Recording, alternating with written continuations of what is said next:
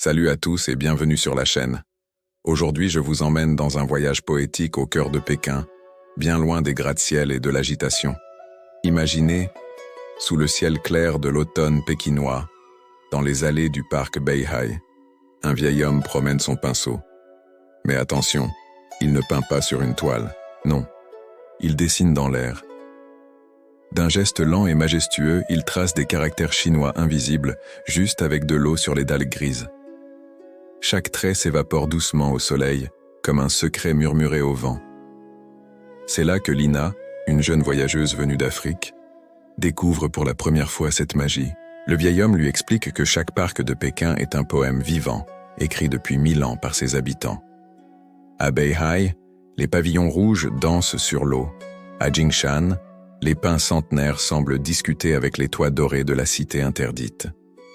Au palais d'été, le lac Kunming se déroule comme un immense miroir de soie. Lina comprend alors que ces jardins ne sont pas de simples décors. Ce sont des écoles d'harmonie. Les Pékinois y viennent pour méditer, jouer de la musique, lire ou simplement respirer.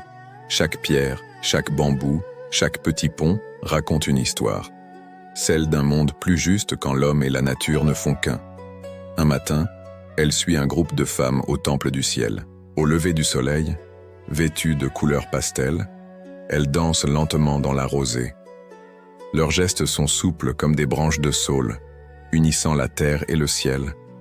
Une d'elles lui sourit et lui confie « Ici, nous dansons pour que la journée soit paisible. Le jardin nous écoute mieux que les murs. » Le soir, dans le parc des collines parfumées, les érables rougissent sous le soleil couchant. Le vent transporte des parfums de jasmin et de thé chaud.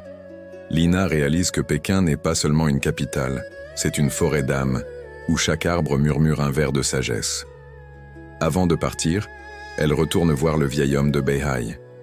Il lui tend son pinceau d'eau et lui dit « Écris ton vœu sur la pierre, même s'il s'efface, le ciel s'en souviendra. » Alors, Lina trace lentement « Que nos jardins intérieurs soient aussi paisibles que ceux de Pékin. » Et dans la lumière dorée du crépuscule, il lui semble que la ville entière respire enfin avec elle.